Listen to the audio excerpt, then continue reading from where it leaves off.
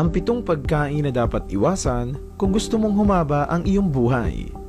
Kung papansinin nyo, ang mga tao noong unang panahon ay mas mahahaba ang kanilang buhay at malayong nagkakasakit dahil ang kanilang mga pagkain kinakain ay galing lamang sa kanilang bakuran na puro gulay at prutas. At ngayon sa ating panahon, ang daming nagsisilabas ang sakit dahil na rin sa mga pagkain nating napakaraming artificial flavoring at preservatives na talaga namang nagdudulot ng masamang epekto sa katawan.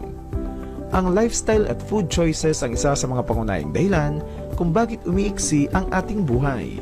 Kaya kung gusto mong mabuhay ng mahaba, piliin lamang ang mga tamang pagkain na dapat mong kainin. Narito ang 7 pagkain na dapat mong iwasan. Number 1. Processed foods. Ang mga pagkain na dumaan sa proseso gaya ng hotdogs at dilatang pagkain ay hindi dapat tangkilikin ng sobra dahil ang mga ito ay punong-puno ng preservatives at kung ano-ano pang artificial na chemical upang hindi agad masira. Mataas din ang mga ito sa sodium na maaaring makapinsala sa iyong kidney dahil sa taas ng salt content ng mga ito. Marami sa mga bata ang sobrang saya kung kumakain ng mga processed foods tulad ng hotdogs at iba pa. Karamihan sa mga magulang ay magluluto na lamang ng hotdog sa umaga para sa kanilang mga anak dahil ito'y mabilis lutuin. Ayon sa pag-aaral, posibleng maging sanhi ng kanser sa dugo ng mga bata ang sobrang pagkain ng hotdogs. Batay sa report, ang compound na sodium nitrite sa mga hotdogs ang siyang delikado sa kalusugan. Ayon sa The New York Times, ang mga nitrite ay nahahalo sa mga amines na natural na nakikita sa tiyan at sila'y bumubuo ng carcinogens. Ang pinakamatinding carcinogen na nadiskubre ay ang nitrosamines. Ang isa pang research sa University of Southern California School of Medicine ay nagsusuwestyon na ang mataas na numero ng mga batang nagkakaroon ng leukemia sa Los Angeles ay dahil na rin sa nitrosamines. Kaya ang pinakamainam ay maging maingat at bawasan ang consumption ng mga ganitong pagkain lalong-lalo na sa mga bata. Number 2. Fried foods. Marami sa atin ang mahilig kumain ng prinitong pagkain dahil mas mabilis nga naman lutuin ito. Subalit ang pagkain nito ng madalas ay masama sa kalusugan ng puso dahil sa mataas na level ng fats na taglay ng mga ito. Ayon sa mga eksperto, ang madalas na pagkain ng fried foods ay maaaring maging sanhi ng mabilis na pagtaas ng timbang at iba pang problema sa kalusugan tulad ng mataas na cholesterol, high blood pressure at type 2 diabetes.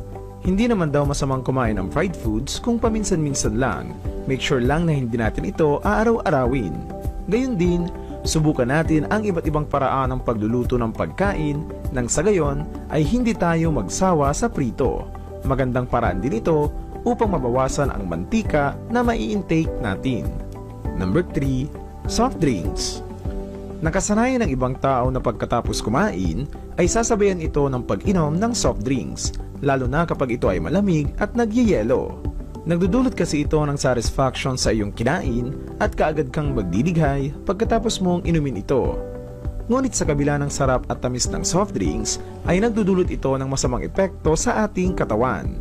Ayon pa sa isang pag-aaral, ang isang taong regular na umiinom ng soft drinks ay mas mataas ang tsansang dapuan ng mga sakit. Mapa-diet, light o zero man ang sinasabing sugar content ng isang soda ay pare-pareho pa rin silang mga inuming hindi maganda sa katawan dahil ang mga soft drinks at iba pang carbonated drinks ay nagtataglay ng mataas na sugar level at iba't ibang chemical. At kung madalas ang iyong pag-inom nito ay pwede kang magkaroon ng iba't ibang sakit. Number 4. Artificial sweeteners. Bukod sa mga pagkain at inuming mataas ang sugar, ay dapat ding umiwas sa mga pagkain na may artificial na pampatamis dahil ito ay maaaring magdulot ng pagtaas ng blood sugar level ng katawan at pwedeng humantong sa sakit na diabetes, problema sa atay, obesity at komplikasyon sa utak. Number 5. Corn syrup. Ito ay isang uri ng mumurahing pampatamis na matatagpuan sa mga processed foods at carbonated drinks. Kadalasan itong ginagamit dahil sa mas abot kayang presyo nito, ngunit nakakasama naman sa kalusugan. Ang pagkain nito ng sobra ay nakakapagdulot ng pagkagutom ng isang tao, kaya siya ay mapapakain ng marami na pwedeng mauwi sa pagiging obese at pagtaas ng blood glucose level. Number 6. Junk foods. Ang pagkain ng junk foods ay lubhang nakakasama sa ating kalusugan. Ayon sa pag-aaral ng American Journal of Clinical Nutrition, ang mga taong madalas kumain ng junk foods ay humihina ang memorya, nahihirapang umintindi dahil nakakabagal ito ng pag-iisip at sinisira nito ang mood ng isang tao. Ang junk foods din ay maaaring maging sanhi ng di matigil na paghahanap ng pagkaing hindi healthy. Dahil nakahiligan mo nang kumain ng junk foods, hanap-hanapin na iyo ng iyong katawan. Dahil dito, maaaring masira ang appetite mo sa pagkain ng masustansyang pagkain. Ang mga junk foods ay nagtataglay ng napakataas na salt content at madaming preservatives. Kaya kung madalas kang kumain ng mga pagkain ito, mag-isip-isip ka na kung gusto mong mamuhay ng matagal. Number 7. Inihaw na pagkain. Isa sa mga nakikitang dahilan ng cancer sa mga Pinoy ang labis na pagkain ng mga inihaw. Nagdudulot ito ng carcinogens dahil sa chemical reaction na nagaganap habang iniihaw ang pagkain, partikular na ang taba ng baboy at baka. Dahil dito, hindi natin namamalayan ang labis na pagkonsumo nito na siya palang maaaring dahilan sa pagkakaroon ng matinding karamdaman. Alam nyo ba na ang pagkain inihaw habang niluluto ay nagkakaroon ng chemical reactions at formation ng mga mapangarib na compounds na maaaring magdulot ng cancer? Isulong po natin ang kahalagahan ng herbal at natural medicine. Ingatan po natin ang ating mga sarili. I-share po natin ang impormasyong ito para sa kaalaman ng ating mga kaibigan at mahal sa buhay. Huwag mo na rin kalimutan mag-subscribe para updated ka sa lahat kong videos. Diyos mabalos! Thank you for watching Go Organic! Ang 7 pagkain na dapat iwasan kung gusto mong humaba ang iyong buhay. Kung papansinin nyo, ang mga tao noong unang panahon ay mas mahahaba ang kanilang buhay at malayong nagkakasakit dahil ang kanilang mga pagkain kinakain ay galing lamang sa kanilang bakuran na puro gulay at prutas. At ngayon sa ating panahon, ang daming nagsisilabas ang sakit dahil na rin sa mga pagkain nating napakaraming artificial flavoring at preservatives na talaga namang nagdudulot ng masamang epekto sa katawan. Ang lifestyle at food choices ang isa sa mga pangunahing dahilan kung bakit umiiksi ang ating buhay. Kaya kung gusto mong mabuhay ng mahaba, piliin lamang ang mga tamang pagkain na dapat mong kainin. Narito ang 7 pagkain na dapat mong iwasan. Number 1. Processed foods. Ang mga pagkain na dumaan sa proseso gaya ng hotdogs at dilatang pagkain ay hindi dapat tangkilikin ng sobra dahil ang mga ito ay punong-puno ng preservatives at kung ano-ano pang artificial na chemical upang hindi agad masira. Mataas din ang mga ito sa sodium na maaaring makapinsala sa iyong kidney dahil sa taas ng salt content ng mga ito. Marami sa mga bata ang sobrang saya kung kumakain ng mga processed foods tulad ng hotdogs at iba pa. Karamihan sa mga magulang ay magluluto na lamang ng hotdog sa umaga para sa kanilang mga anak dahil ito'y mabilis lutuin. Ayon sa pag-aaral, posibleng maging sanhi ng kanser sa dugo ng mga bata ang sobrang pagkain ng hotdogs. Batay sa report, ang compound na sodium nitrite sa mga hotdogs ang siyang delikado sa kalusugan. Ayon sa The New York Times, ang mga nitrite ay nahahalo sa mga amines na natural na nakikita sa tiyan at sila'y bumubuo ng carcinogens. Ang pinakamatinding carcinogen na nadiskubre ay ang nitrosamines. Ang isa pang research sa University of Southern California School of Medicine ay nagsusuwestyo na ang mataas na numero ng mga batang nagkakaroon ng leukemia sa Los Angeles ay dahil na rin sa nitrosamines. Kaya ang pinakamainam ay maging maingat at bawasan ang consumption ng mga ganitong pagkain lalong-lalo na sa mga bata. Number 2. Fried foods. Marami sa atin ang mahilig kumain ng prinitong pagkain dahil mas mabilis nga naman lutuin ito. Subalit ang pagkain nito ng madalas ay masama sa kalusugan ng puso dahil sa mataas na level ng fats na taglay ng mga ito.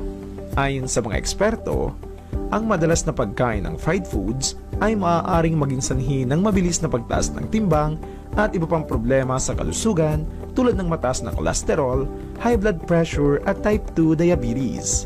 Hindi naman daw masamang kumain ng fried foods kung paminsan-minsan lang. Make sure lang na hindi natin ito aaraw-arawin. Gayun din, subukan natin ang iba't ibang paraan ng pagluluto ng pagkain nang sa gayon ay hindi tayo magsawa sa prito. Magandang paraan din ito upang mabawasan ang mantika na mai-intake natin. Number 3. Soft drinks. Nakasanayan ng ibang tao na pagkatapos kumain ay sasabayan ito ng pag-inom ng soft drinks, lalo na kapag ito ay malamig at nagyayelo. Nagdudulot kasi ito ng satisfaction sa iyong kinain at kaagad kang magdidighay pagkatapos mong inumin ito. Ngunit sa kabila ng sarap at tamis ng soft drinks ay nagdudulot ito ng masamang epekto sa ating katawan. Ayon pa sa isang pag-aaral, ang isang taong regular na umiinom ng soft drinks ay mas mataas ang tsansang dapuan ng mga sakit. Mapa-diet, light o zero man ang sinasabing sugar content ng isang soda ay pare-pareho pa rin silang mga inuming hindi maganda sa katawan dahil ang mga soft drinks at iba pang carbonated drinks ay nagtataglay ng mataas na sugar level at iba't ibang chemical. At kung madalas ang iyong pag-inom nito ay pwede kang magkaroon ng iba't ibang sakit. Number 4. Artificial sweeteners. Bukod sa mga pagkain at inuming mataas ang sugar, ay dapat ding umiwas sa mga pagkain na may artificial na pampatamis dahil ito ay maaaring magdulot ng pagtaas ng blood sugar level ng katawan at pwedeng humantong sa sakit na diabetes, problema sa atay, obesity at komplikasyon sa utak. Number 5. Corn syrup. Ito ay isang uri ng mumurahing pampatamis na matatagpuan sa mga processed foods at carbonated drinks. Kadalasan itong ginagamit dahil sa mas abot kayang presyo nito, ngunit nakakasama naman sa kalusugan. Ang pagkain nito ng sobra ay nakakapagdulot ng pagkagutom ng isang tao, kaya siya ay mapapakain ng marami na pwedeng mauwi sa pagiging obese at pagtaas ng blood glucose level. Number 6. Junk foods. Ang pagkain ng junk foods ay lubhang nakakasama sa ating kalusugan. Ayon sa pag-aaral ng American Journal of Clinical Nutrition, ang mga taong madalas kumain ng junk foods ay humihina ang memorya, nahihirapang umintindi dahil nakakabagal ito ng pag-iisip at sinisira nito ang mood ng isang tao. Ang junk foods din ay maaaring maging sanhi ng di matigil na paghahanap ng pagkaing hindi healthy. Dahil nakahiligan mo nang kumain ng junk foods, hanap-hanapin na iyo ng iyong katawan. Dahil dito, maaaring masira ang appetite mo sa pagkain ng masustansyang pagkain. Ang mga junk foods ay nagtataglay ng napakataas na salt content at madaming preservatives. Kaya kung madalas kang kumain ng mga pagkain ito, mag-isip-isip ka na kung gusto mong mamuhay ng matagal. Number 7. Inihaw na pagkain. Isa sa mga nakikitang dahilan ng cancer sa mga Pinoy ang labis na pagkain ng mga inihaw. Nagdudulot ito ng carcinogens dahil sa chemical reaction